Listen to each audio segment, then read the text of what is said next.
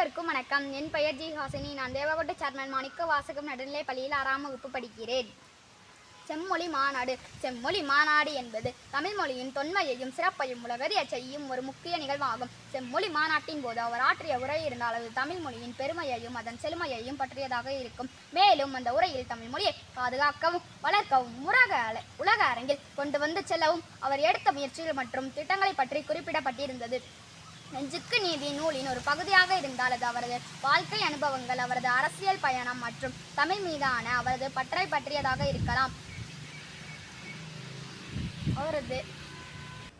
அவரது எழுத்துப்பணி மற்றும் அரசியல்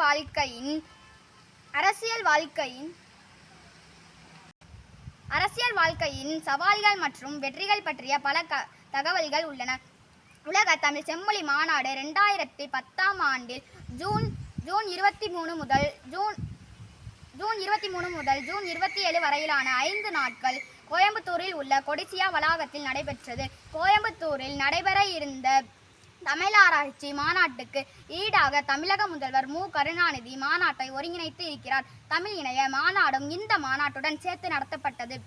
உலக தமிழ் செம்மொழி மாநாடு கருப்பொருள் பாடலான செம்மொழி மொழியாம் ஆஸ்கார் விருது பெற்ற A.R. ரஹ்மானால் ஏற்றப்பட்டது.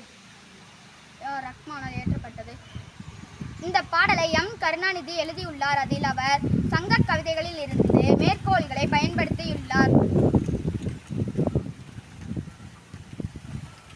இந்த மாநாட்டின் சமீபத்திய பதிப்பு ஜூலை 3, 2019 அன்று சிகாகோவில் நடைபெற்றது. 10வது மாநாட்டை சர்வதேச தமிழாராய்ச்சி சங்கம், வட அமெரிக்காவில் உள்ள தமிழ் சங்கங்களின் கூட்டமைப்பு NPTNA மற்றும் சிகாகோ தமிழ் சங்கம் CTS இணைந்து நடத்தின. நன்றி, வணக்கம்.